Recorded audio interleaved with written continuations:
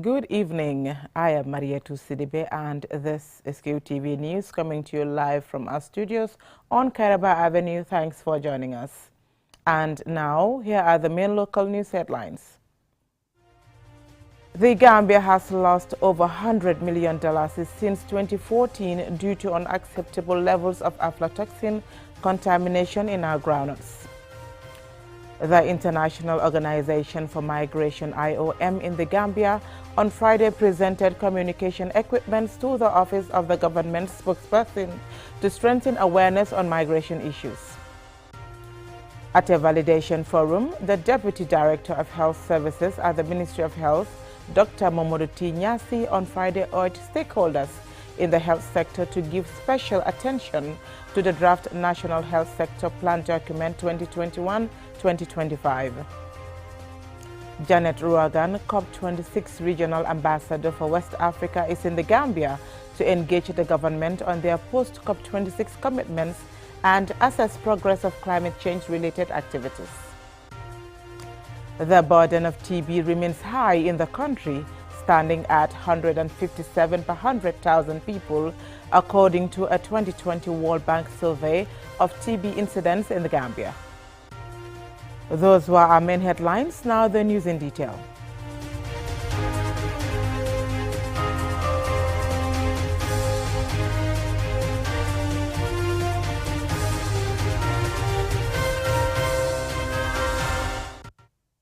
The Gambia has lost over $100 million since 2014 due to unacceptable levels of aflatoxin contamination in our groundnuts. This has made the country lost its position as one of the top exporters of groundnut in Africa. QTV's Momodu Lamin Choi has been investigating the economic impact of aflatoxin contamination in our groundnut. More in this exclusive report. Aflatoxin is a predominant crop disease in tropical countries with Sahelian climate condition, which provides the optimum environment for the growth of the type of fungus that produce aflatoxin. Crops contaminated include rice, maize, and groundnut. We visited the National Agricultural Research Institute's Aflatoxin and Food Chemistry Laboratory. Usman M. Jaju is the director of the chemistry lab.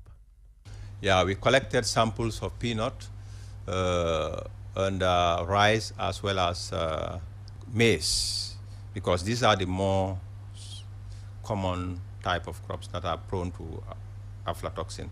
But what we have realized, yeah, we have some high levels in peanuts, although lower levels in maize as well as rice. Rice almost very low levels of aflatoxin.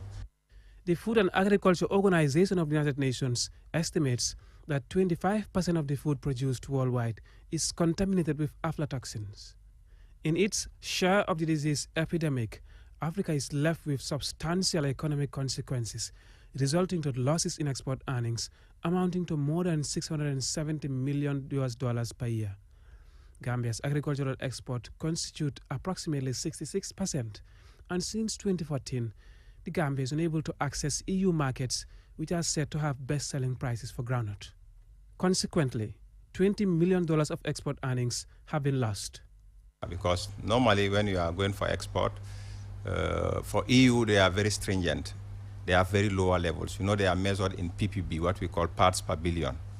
So normally for the EU they are very stringent in terms of their rules.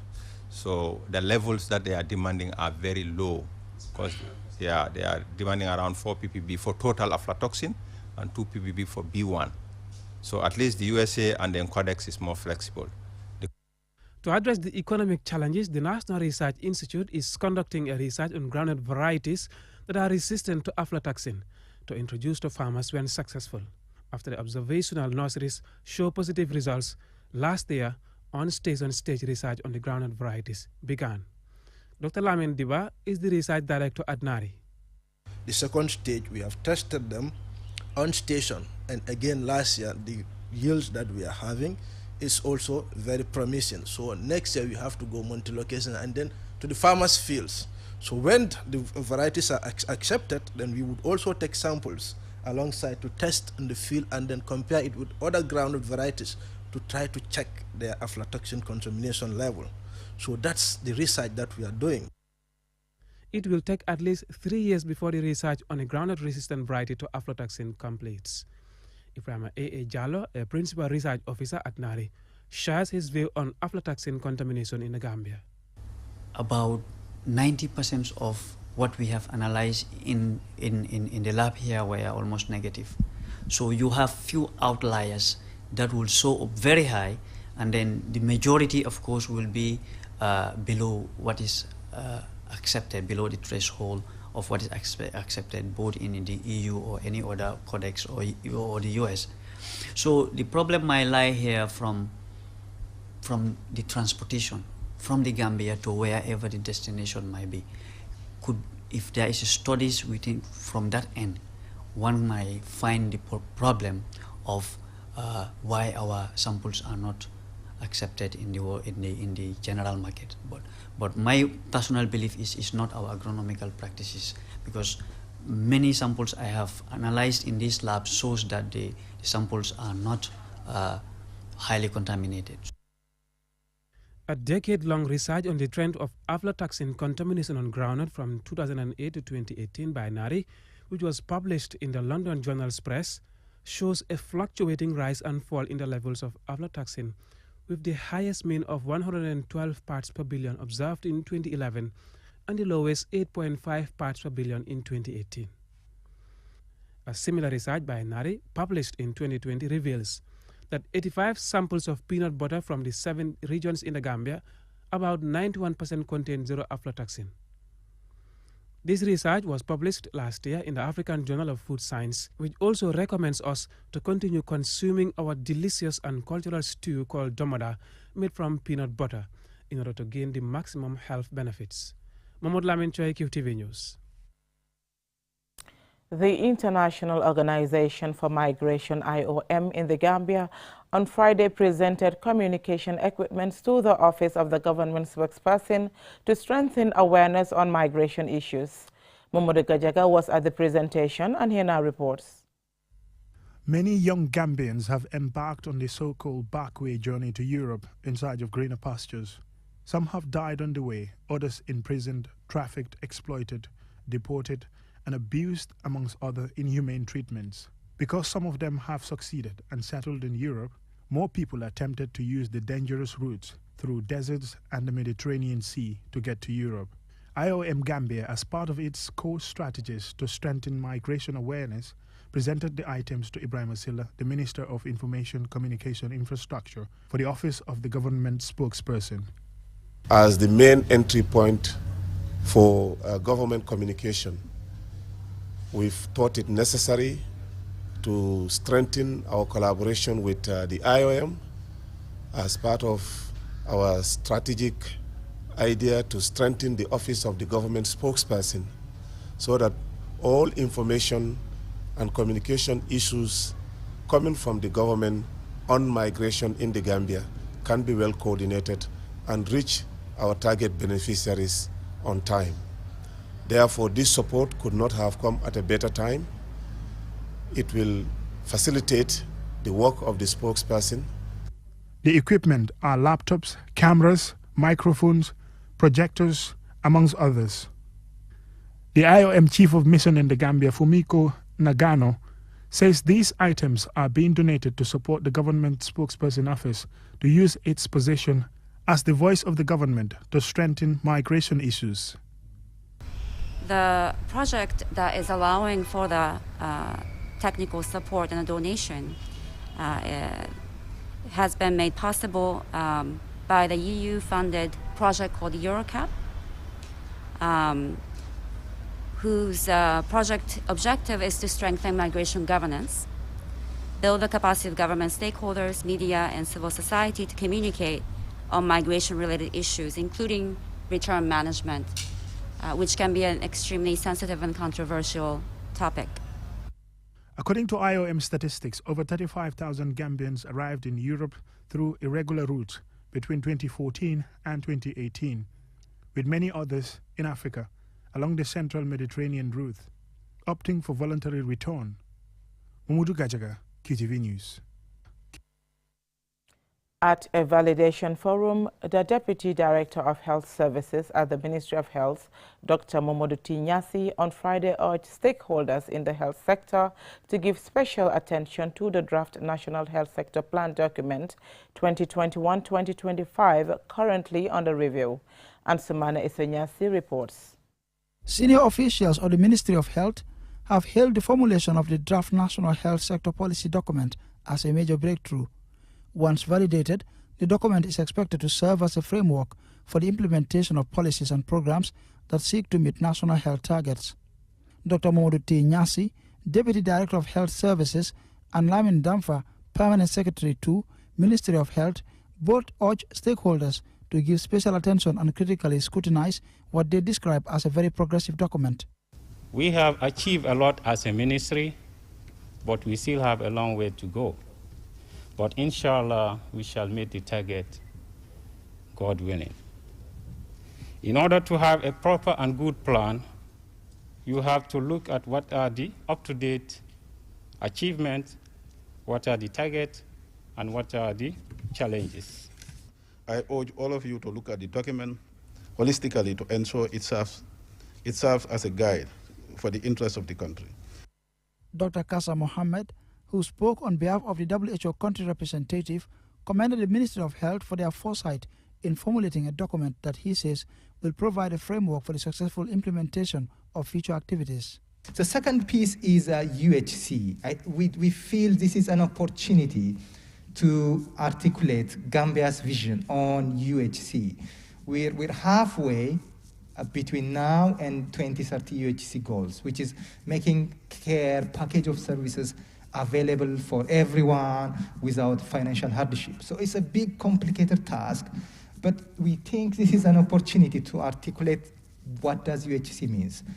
Other speakers included Morinjai, Directorate of Health Promotion and Education, Alaji Abdullah Mamnjai, Project Coordinator, and Consultant Dr. Melville George, who gave a PowerPoint presentation on what the draft document entails. Stakeholders in the health sector are expected to rigorously scrutinize the document before its validation on Saturday. Ansumana Isenyasi for KTV News. We will now go for a commercial break. When we return, we have more local news stories. Do stay tuned.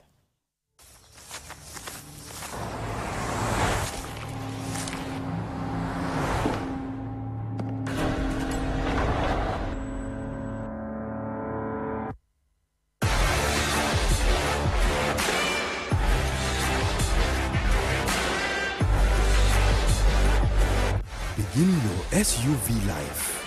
S-Pass Motors, the new authorized dealer for Kia. Visit us today or call us on 3522-222,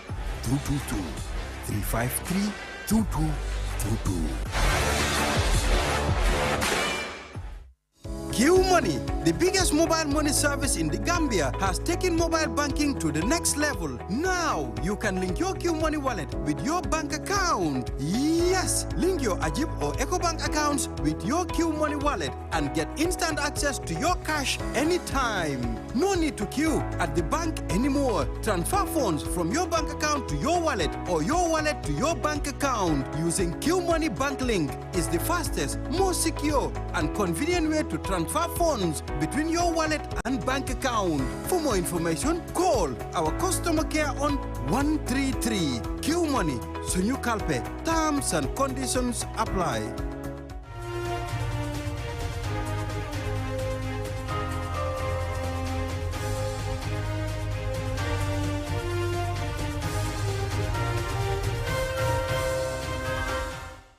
Welcome back.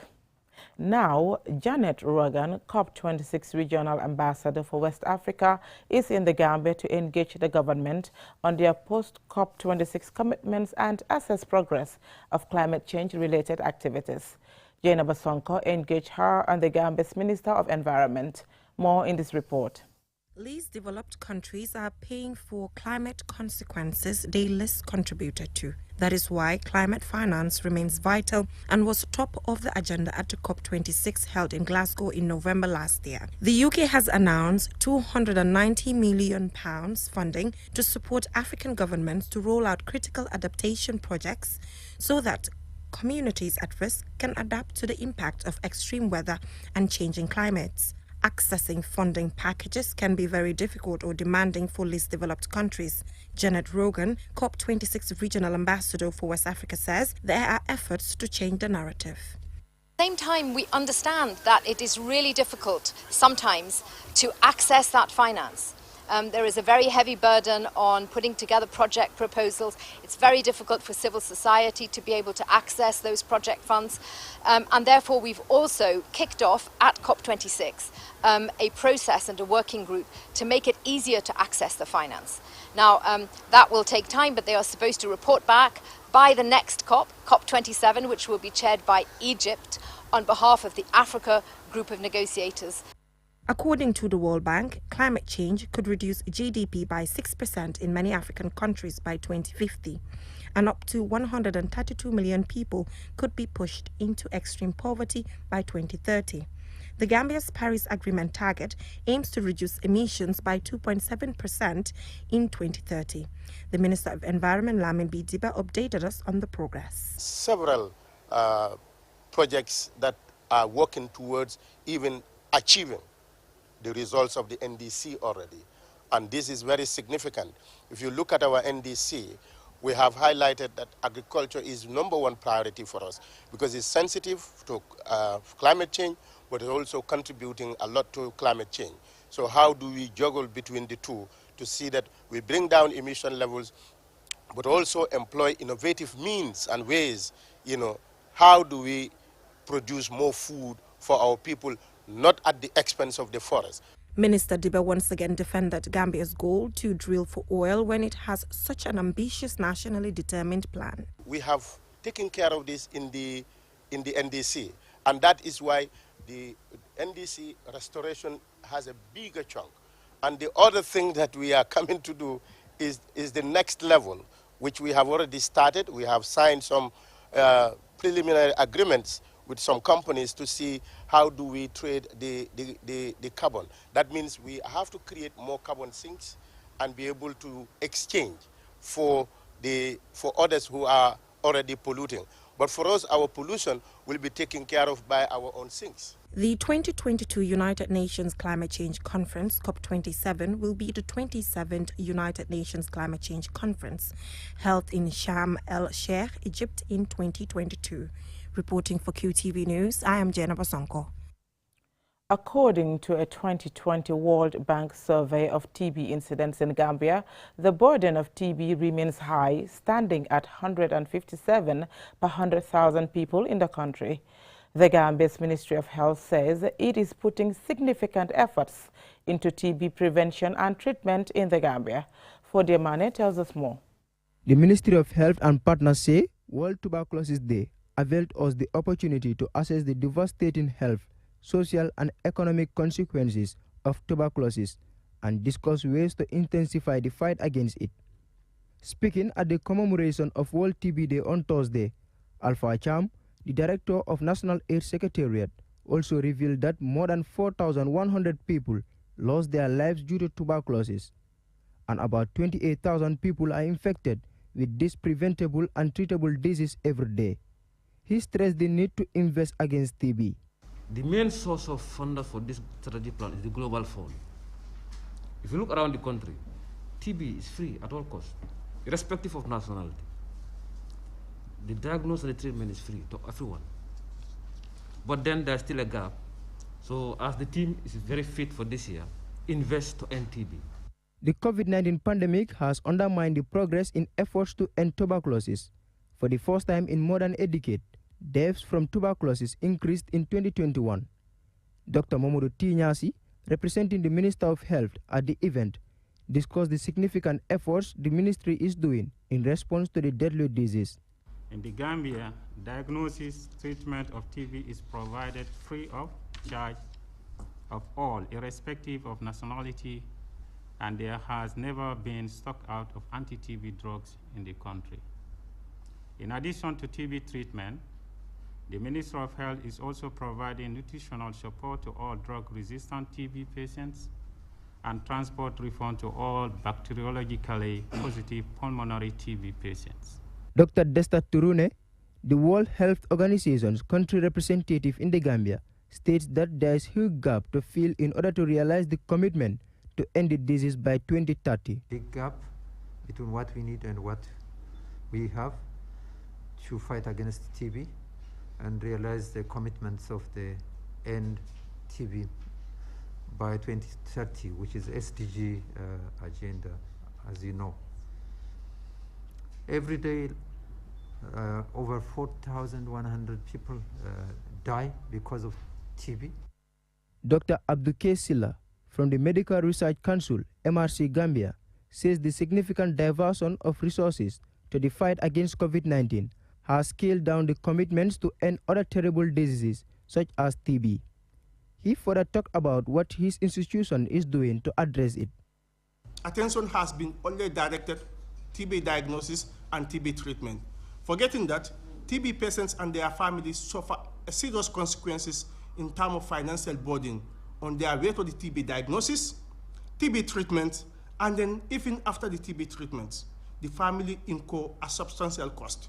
Sometimes, in fact, they will borrow up to about 20% of their annual income, which is a catastrophic cost of tuberculosis, and then we are working towards eliminating that catastrophic cost. The theme for this year's commemoration is Invest to End TB, Save Lives, a message stressing the urgent need to commit resources and intensify efforts so that the 2030 goal of ending TB will be fulfilled. Reporting for QTV News, I am Fude Mane. Before we end, here is a recap of the news. The Gambia has lost over $100 million since 2014 due to unacceptable levels of aflatoxin contamination in our groundnuts. The International Organization for Migration in the Gambia on Friday presented communication equipment to the office of the government spokesperson to strengthen awareness on migration issues. At a validation forum, the Deputy Director of Health Services at the Ministry of Health, Dr. Momodu T. Nyasi, on Friday urged stakeholders in the health sector to give special attention to the draft National Health Sector Plan Document 2021-2025. Janet Rogan, COP26 Regional Ambassador for West Africa, is in the Gambia to engage the government on their post-COP26 commitments and assess progress of climate change-related activities. The burden of TB remains high in the country, standing at 157 per 100,000 people, according to a 2020 World Bank survey of TB incidents in the Gambia. That's all we have for you in this bulletin. Thank you for watching and have a nice weekend.